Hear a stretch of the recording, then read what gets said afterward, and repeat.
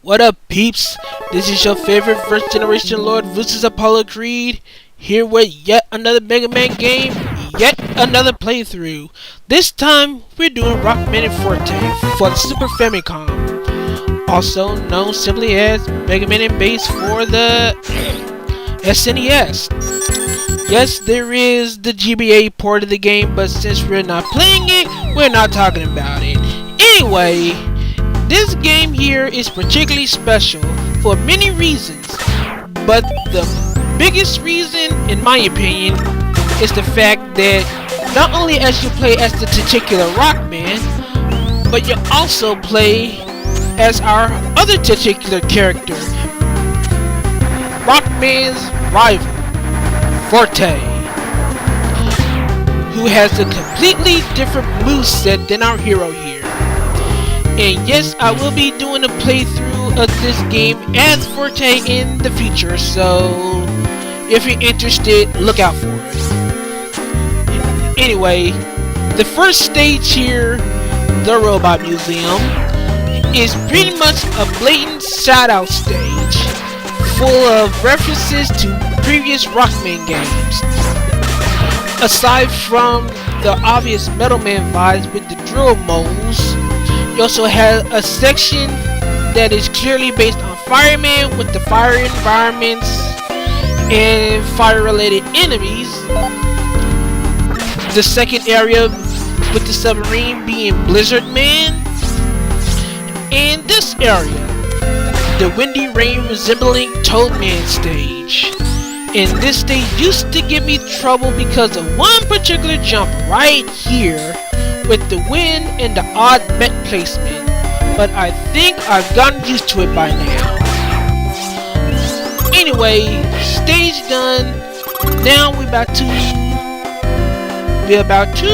see our bro Blues and our newest antagonist, the Rebellious King. Why do I call him rebellious? That's technically spoiler, but if you really think about it, that is not much of a spoiler. Anyway, if you excuse me, I need to do this, so forgive me. I am the Burger King, and this burger's for you!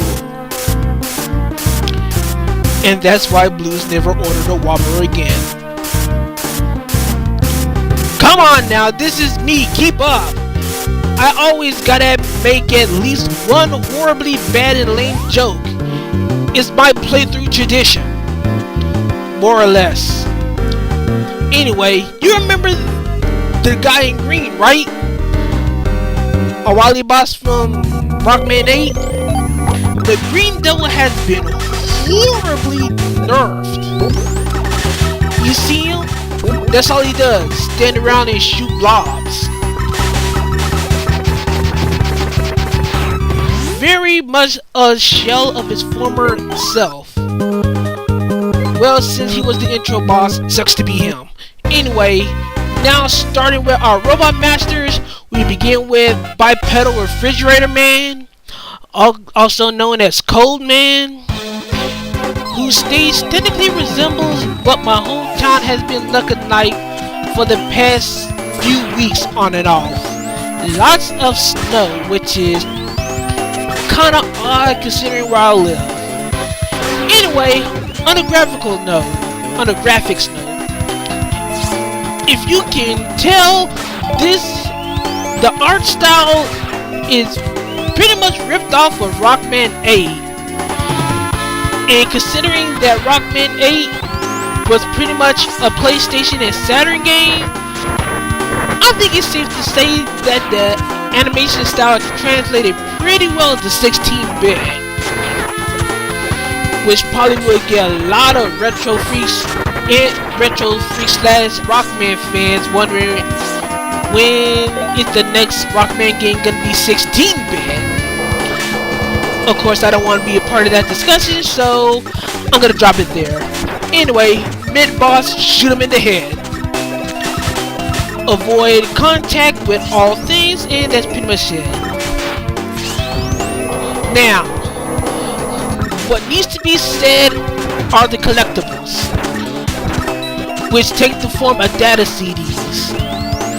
There are 100 data CDs that contain information and data of all Rockman characters, from main characters to all Robot Masters.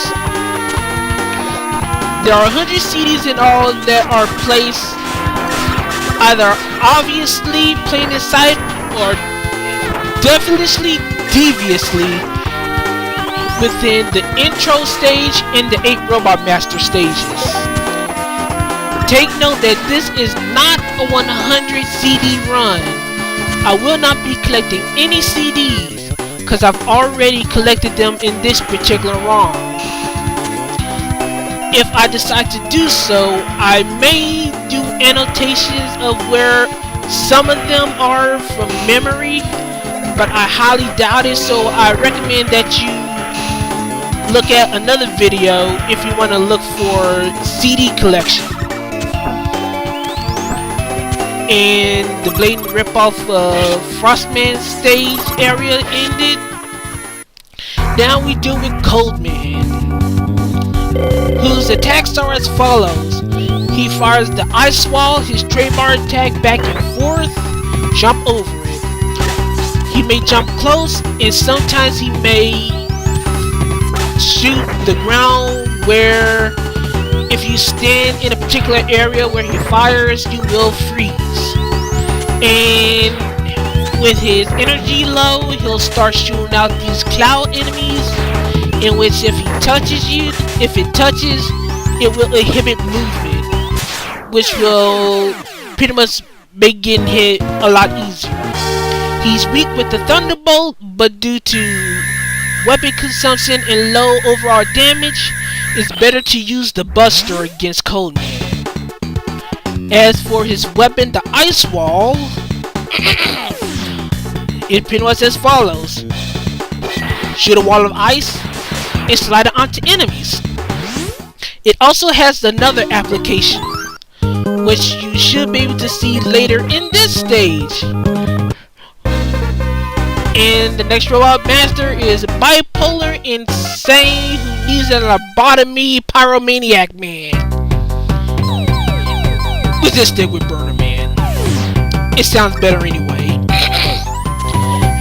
In a stage that resembles another old mechanical jungle.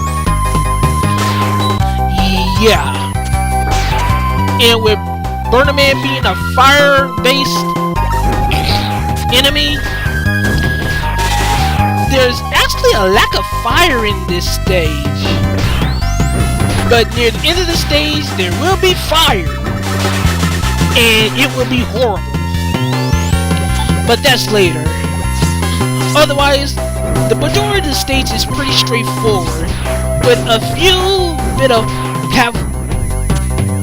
troublesome platforming areas, which pretty much is in this area. As for this area, think Rockman 2, 4th Wally stage. Bingo! You will not know which floor you can fall through.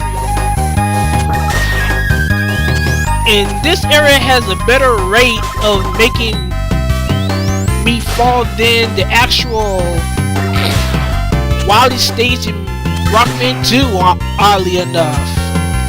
But then again, I haven't played this in a long time, so my memory's pretty much shot.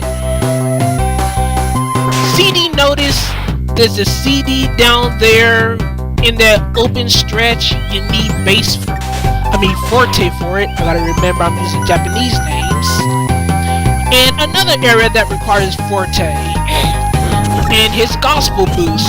You saw that spike area, right?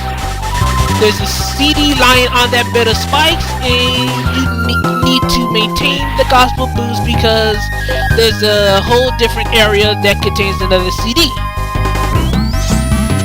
And what you just saw that I didn't say was the other application of the ice ball, using it as a platform. And yes, that monkey did throw blue balls. Face it, the ball references will not escape you. Ever since our Rockman 8 playthrough, the balls compel you. Just be sure to rub them and not break them. Forget I said that. Anyway, the spear section can be troublesome, but you take your time, you're pretty much safe. Hard CD alert. You see the area where that open area where Rockman can slide under? That area is home to one of the toughest CD pickups that requires Rockman in the rush search. It's hard because of the birds that fly all over the place. There's a spot where the birds can fall and you can't defend. You can't defend rush. And if rush gets hit, you lose the rush search and weapon energy, and you gotta pretty much do the whole process all over again until you either run out of weapon energy or get it by sheer luck. Yeah, for the record, the fire is instant kill. I told you there'd be fire somewhere along the line. Now for Burner Man. This is not a fight you will want to go into with the amount of energy that I have. If you're not good at Mega Man or playing this game for the first time, Burner Man to me is probably one of the hardest robot masters to deal with, especially with the weakness weapon, the ice wall, because if you shoot the ice wall at a horrible time, contact damage is weak. You pretty much gotta shove him to the bed of spikes with the ice wall to do major damage. He has a dive bomb, a dive attack. His wave burner can deflect shots, and if you're bad with positioning with the ice wall, you saw it? The wave burner can go through the ice wall and can cause damage. A very difficult fight, technically. But he didn't touch me, it's perfect, so we're not going to speak of Burner Man again. Until the boss refights, of course. But anyway, wave burner preview aside, that's it for part 1 of this playthrough. And we'll see you later at part 2. Adios!